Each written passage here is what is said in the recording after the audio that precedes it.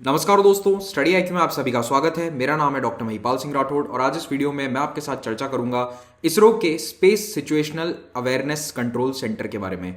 SSA control centre इसे हम कह सकते हैं। ये स्थापित किया गया है बेंगलुरु शहर में। तो इसकी इंपॉर्टेंस क्या है, क्यों स्थापित किया गया है ये, और प्रोजेक्ट नेत्र क्या है, उससे इस सेंटर का क्या लेना देना है, इन्हीं सब बातों को हम डिस्कस करेंगे इस वीडियो में।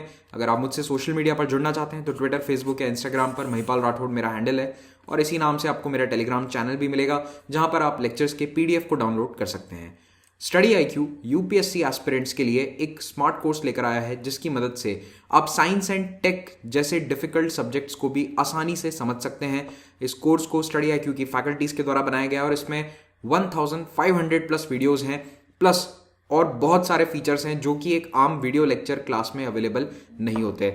इन सभी फीचर्स को जानने के लिए, इस कोर्स की डिटेल्स के लिए आप हमारी वेबसाइट studiiq.com विजिट कर सकते हैं या फिर आप हमारी ऐप डाउनलोड कर सकते हैं गूगल प्ले स्टोर से।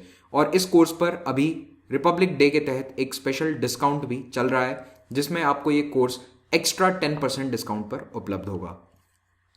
इसरो का ये एसएसए कंट्रोल सेंटर दिसंबर 2020 में इनॉग्रेट किया गया था इसरो के चेयरमैन डॉक्टर के सिवन के द्वारा। मेरे ख्याल से ये बहुत ही अच्छा निर्णय था कि किसी नेता को नहीं बुला के खुद इसरो के चेयरमैन से ये इनॉग्रेशन करवाना। तो 14 दिसंबर को ये इनॉग्रेशन हुआ था और इसका जो स्थान है वो बेंगलुरु है, इतना याद रखना, बेंगलुरु सिटी में।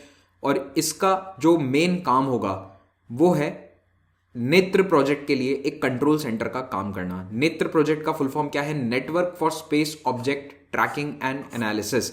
ये नेत्र का फुल फॉर्म है। तो इस नेत्र के लिए, प्रोजेक्ट नेत्र के लिए ये डेडिकेटेड कंट्रोल सेंटर बनाया गया है। तो पिछले कुछ दशकों से ISRO space situational awareness activity कर रहा था। स्पेस सिचुएशनल अवेयरनेस का क्या मतलब होता है मैं आपको बताता हूं। स्पेस में जब हमारे सैटेलाइट लॉन्च होते हैं तो सैटेलाइट के रास्ते में, सैटेलाइट के ऑर्बिट में जाने के बाद कोई दूसरा सैटेलाइट का टुकड़ा, पुराने डेब्री उससे टकरा ना जाए, तो इसीलिए उसको ट्रैक करना पड़ता है कि कहीं उसके रास्ते में कोई और बड़ा सैटेलाइट या छोटा सैटेलाइट या कोई टुकड़ा ना आ रहा हो पुराना टूटा हुआ, जिससे कि इस सैटेलाइट को नुकसान हो सके। यह होता है स्पेस सिचुएशनल अवेयरनेस। तो ये ट्रैकिंग का काम इसरो दशकों से कर रहा है, लेकिन एक डेडिकेटेड कंट्रोल सेंटर से किया जाएगा। और ऐसे से एक बहुत इंपॉर्टेंट एस्पेक्ट बन गया है हमारे पूरे स्पेस ऑपरेशंस का, क्योंकि स्पेस में भीड़ बढ़ती जा रही है। हर देश बहुत सारे सैटेलाइट लॉन्च कर रहा है, प्राइवेट कंपनीज सैटेलाइट लॉन्च कर रही है, इंटरनेट के लिए सैटेलाइट्स लॉन्च हो रहे हैं। उसके कारण स्पेस जंक बढ़ता जा रहा है। तो इस तरह के डिब्री या स्पेस जंक इस वक्त बहुत सारे हैं। इनफैक्ट एक बहुत अच्छी एनिमेटेड मूवी थी, मुझे उसका नाम याद नहीं है, I think it was wall E, जिसके अंदर एक प्यारा सा सीन था जिसमें दिखाते हैं कि वो सैटेलाइट टेक ऑफ करता है धरती से और पूरे धरती का जो ऑर्बिट है वो पुराने टूटे हुए सैटेलाइट से भरा हुआ है। तो जो सीन, जो नज़ारे हमें अभी हमारे समुद्र में, नदियों में नजर आते हैं कि कचरा ही कचरा है, वैसा ही कचरा इंसान स्पेस में भी फैलाना शुरू कर चुका है।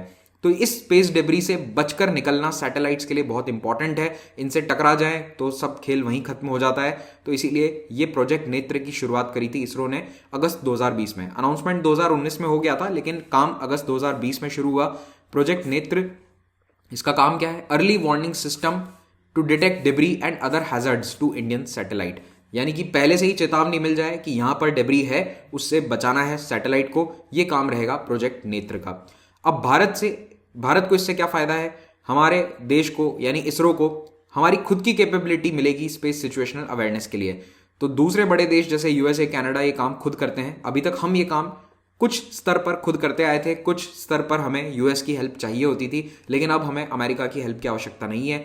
तो 400 करोड़ का जो ये टोटल प्रोजेक्ट है ये पूरी तरह से लागू होगा, तब हमारी सैटेलाइट्स हमारे अपने जीपीएस की बदौलत चलेंगे। जी हाँ, अब एक जीपीएस एक रफ टर्म हो जाएगा, not exactly the GPS, but ये स्पेस सिचुएशनल अवेयरनेस वाला काम है। तो सैटेलाइट एजेंसीज कई सालों से इन फ्रैगमेंट्स के कारण चिंतित हैं। अगर एक भी टुकड़ा सैटेलाइट से टकरा जाए तो उससे होगा क्या? सैटेलाइट जिस काम के लिए ऊपर भेजा गया है स्पेस में, वो काम हो नहीं पाएगा। इसीलिए स्पेस एजेंसीज लगातार डेब्री ढूंढती रहती हैं, कॉन्स्टेंटली देखती रहती हैं कि कितने डेब्री आसपास हमारे सैटेलाइट्स के हैं। तो ऐसा नहीं कि केवल लॉन्च के वक्त ये ध्यान देना है कि ऑर्बिट में रास्ते में ना टकरा जाओ, बल्कि जब वो ऑर्बिट में है उस समय भी कॉन्स्टेंटली उसको मॉनिटर करना पड़ता है कि उसके आसपास कोई डेब्री तो नहीं है। तो इसरो का जो एसएसए है ये अभी लो अर्थ ऑर्बिट के लिए शुरू होगा। ये बहुत इंपॉर्टेंट पॉइंट है। अभी हमारे पास जीओ के लिए ये फैसिलिटी अवेलेबल नहीं है, कुछ समय में आ जाएगी, लेकिन अभी ये लो अर्थ ऑर्बिट्स के लिए स्टार्ट किया गया है। तो फिलहाल के लिए नेत्र प्रोजेक्ट के तहत इसरो ने बहुत सारे रेडार्स कनेक्ट करने की सोची है। कुछ टेलीस्कोप्स हैं जिनको कनेक्ट किया जाएगा, डेटा प्रोसेसिंग यूनिट है ताकि इन टेलीस्कोप और रेडार से जो डेटा आए उसको प्रोसेस करें, और फाइनली कंट्रोल सेंटर ये बताएगा कि सैटेलाइट को किस दिशा में मोड़ना है, कहां पर बचाना है। तो अगर एक इमेज के माध्यम से मैं आपको समझाना चाहूं तो यहां पर जो टेलीस्कोप हैं ये स्पेस को कंटिन्यूसली ऑब्जर्व करते रहेंगे, और उसमें बहुत सारे अलग अलग प्रकार के सेंसर्स हैं, और इन सेंसर्स के माध्यम से बहुत ही प्रिसिशन के साथ ये ट्रैकिंग करी जाएगी कि कौन सा स्पेस डिब्री हमारे सैटेलाइट्स के आसपास तो नहीं है। और ये सारा डेटा कहाँ भेजा जाएगा? ये डेटा भेजा जाएगा एक प्रोसेसिंग सेंटर में, और वहां पर वो डेटा एनालाइज होगा, और यही सेंटर अब बनाया गया है बेंगलुरु में, जिसका उद्घाटन किया गया। तो अब इस फैसिलिटी के बाद भारत के पास, इसरो के पास ये कैपेबिलिटी है कि 10 सेंटीमीटर जितने छोटे टुकड़े ये ट्रैक कर सकते हैं, up to a range of 3400 kilometres, और in space orbit of around 2000 kilometre. तो ये इसकी कैपेबिलिटी है। तो इनको स्पॉट करेंगे, देखो, ट्रैक करो कहाँ जा रहा है, और कैटलॉग कर दो, उसको नंबर दे दिया, कैटलॉग कर दिया कि ये उसका पाथ है। तो इस नए सेंटर को स्थापित किया गया है बेंगलुरु में, पीनिया नाम की जगह इंपॉर्टेंट नहीं है, आईएस ट्रैक कैंपस है। इस सेंटर में डेडिकेटेड लैब्स स्थापित करी जाएंगी अलग अलग काम के लिए। तो पहला काम होगा space debris mitigation and remediation. तो यहाँ पर पहले से मिटिगेट कर लो कि कौन सा डेब्री कब टकरा सकता है, 10 दिन पहले, 1 हफ्ते पहले, और उसको उस अनुसार निर्णय लेकर सैटेलाइट को हम थोड़ा सा मैन्यूवर कर सकते हैं। Compliance verification of UN IADC guidelines. तो यूएन ने अब कई सारी गाइडलाइन बना दी हैं, उनको फॉलो करना होता है, स्पेस डेब्री फैलाना नहीं होता है, और उसके अलावा बहुत सारे रिसर्च एंड डेवलपमेंट एक्टिविटीज़ हैं, उनके लिए भी लैब स्थापित होगी। तो इस एसएसए की मेन गतिविधियां ये रहेगी कि इसरो के खुद के जो सैटेलाइट और लॉन्च व्हीकल्स हैं उनका अप्रोच एनालिसिस को अप्रोच एनालिसिस किया जाए, किस तरह से वो स्पेस में जाएगा, कहीं रास्ते में कोई प्रॉब्लम तो नहीं है, कोई डेब्री तो नहीं है, पहले से अलर्ट दे दिए जाए। Collision avoidance of operational assets. तो जो सैटेलाइट ऑलरेडी ऊपर हैं ऑर्बिट में, वो किसी और डेब्री से अब ना टकरा जाएं, उसके लिए भी सिस्टम होगा। Prediction of atmospheric re entry. कई बार सैटेलाइट्स खराब हो जाते हैं, डेरिलिक्ट हो जाते हैं, पुराने हो जाते हैं, यूजलेस हो जाते हैं, तब वो फिर से हमारे वातावरण में एंटर करते हैं, एटमॉस्फेयर में, और मोस्टली वो बर्न आउट हो जाते हैं। लेकिन कुछ बड़े सैटेलाइट्स धरती की सतह तक भी पहुंच जाते हैं, तो उनका भी प्रिडिक्शन ये सेंटर अब कर पाएगा। रिसर्च एंड डेवलपमेंट में क्या करेंगे? पहले से रिसर्च करके देखो कि कितने बड़े सैटेलाइट कितने छोटे टुकड़ों में टूट सकते हैं। ऑब्जेक्ट फ्रेगमेंटेशन, ब्रेकअप मॉडलिंग करी जाएगी, ताकि हमें मालूम हो कि 10 साल बाद ये सैटेलाइट टूटेगा तो ये कितने टुकड़ों में बिखरने वाला है, कितना कुछ फैलेगा और कितना हमें बचाव करना पड़ेगा।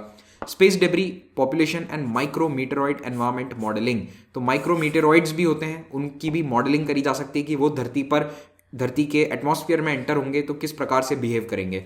Space weather studies, near earth objects की स्टडीज, और प्लानिटरी डिफेंस स्टडीज। जी हाँ, डिफेंस में भी इसका फायदा होगा, आगे समझाता हूं कैसे। तो ये नया एसएसए सेंटर इसरो की जो अभी करंट एक्टिविटीज हैं एसएसए से संबंधित, उनको एक जगह कंसोलिडेट कर रहा है। ऐसा नहीं है कि हम हमारे सैटेलाइट्स को अभी ब्लाइंडली स्पेस में भेज देते हैं ये सोच के कि भगवान का नाम ले लो और कोई डेब्री नहीं टकराएगा, ऐसा नहीं होता है। इसरो अभी भी ट्रैक करता है, लेकिन अभी क्या है कि वो छोटे छोटे अलग अलग सेंटर्स स्थापित हैं जहां से ये ट्रैकिंग होती है। अब एक कंसोलिडेटेड हेडक्वार्टर इनको मिल गया है जहां से ये सारी गतिविधियां संचालित करी जाएंगी।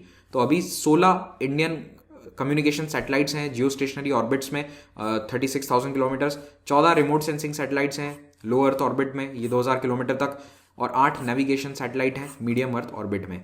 तो अभी हमारा जो मेन फोकस है वो इन पर रहेगा, क्योंकि अभी हमारे पास कैपेबिलिटीज LEO के लिए ही है। इस सेंटर की स्थापना से आत्मनिर्भर भारत को भी एक बूस्ट मिला है, क्योंकि अभी तक हम US पर निर्भर थे। आपको बताऊंगा कौन सी एजेंसी है जिस पर हम निर्भर थे, लेकिन अब ये काम हम खुद कर सकते हैं। प्रोजेक्ट नेत्र का भविष्य के प्रति क्या विजन है?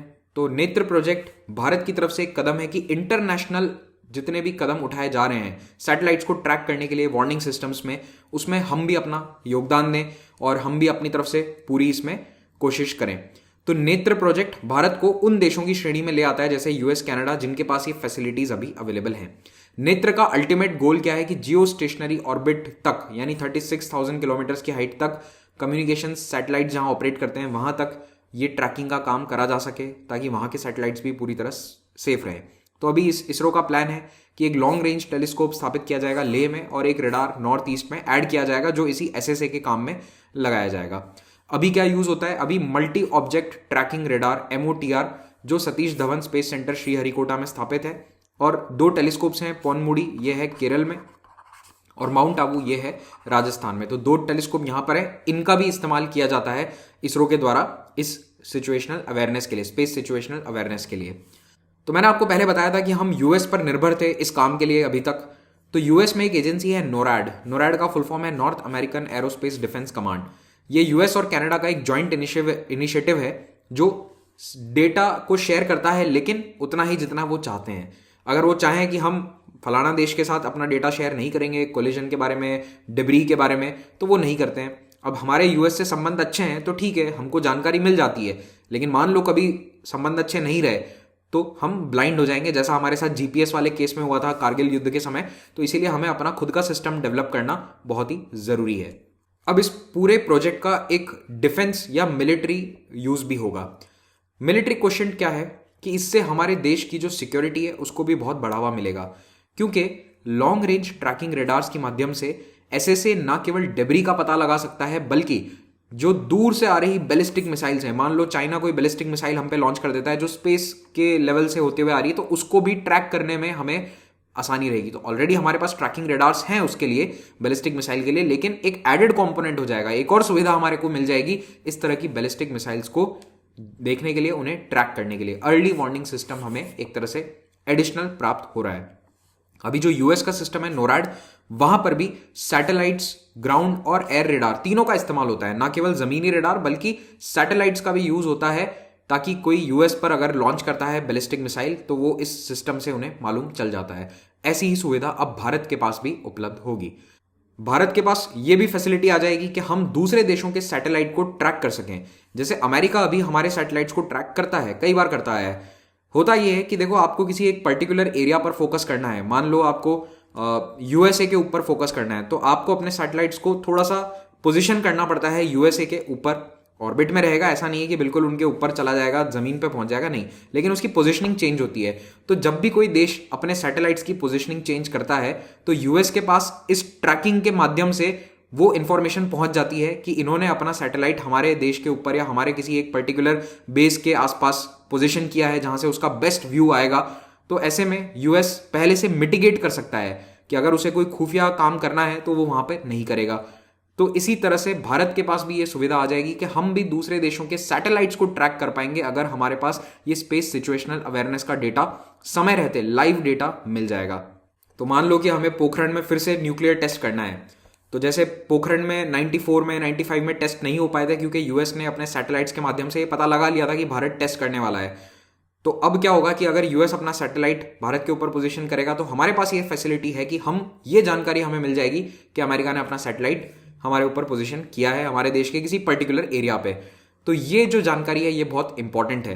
तो जो वो परमाणु मूवी में दिखाई गई थी ना कि कैसे उन्होंने कैमोफ्लाज किया था, धरती पर फुटबॉल खेल रहे हैं, क्रिकेट खेल रहे हैं, अब वो सब करने की जरूरत नहीं है। अगर आपको पहले से पता है कि सैटेलाइट यहाँ आया है, अपनी गतिविधियां रोक दो, कुछ दिन बाद कर लो। तो इस तरह के फायदे इससे मिलने वाले हैं। इसी के साथ ये लेक्चर समाप्त होता है। Thank you very much for watching this. Have a great day.